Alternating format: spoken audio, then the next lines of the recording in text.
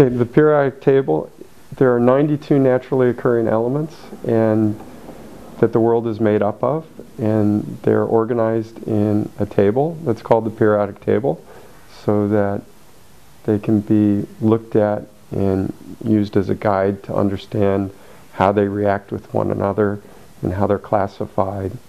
And so the periodic table is all the elements that the world's made of. It happened because my dad was on a trip, and it was his birthday was coming up.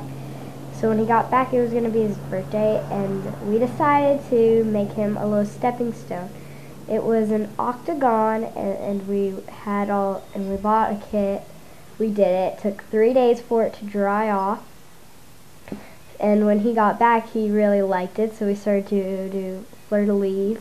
We bought a flower one, and then we ended up buying a square one, and we put the elements on it because my mom said we needed a theme, so that's how we got the elements out of it.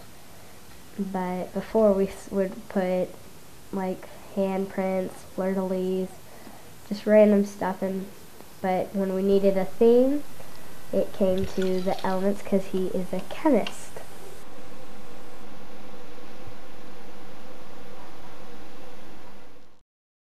What we do is we take a mold that's square, and then we put a mold release agent in it. In this case, we were using car wax.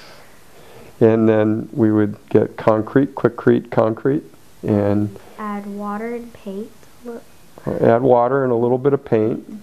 And mix it, and then you put it in the mold, and we'd flatten it out and make it smooth. And then what we'd do is we'd take this kind of like a shovel, and then we'd put it on the top and on the bottom, and then we'd put the element in the center, and then what it is on the bottom, and the number at the top. Well, I've got a collection of elements, and so I've tried to find them in our everyday life. And, you know, aluminum's very easy to find. It's everywhere.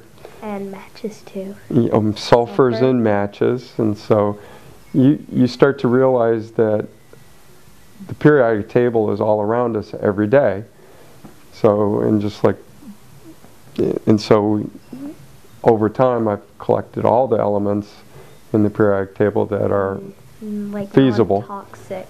That are non-toxic, non-radioactive, but mostly the things in everyday life, but I've purchased a few of them on the internet to round out the collection so that when I take it to the schools and the classes that I can show them. And I tried to do that before the beginning of this year because it's the International Year of Chemistry.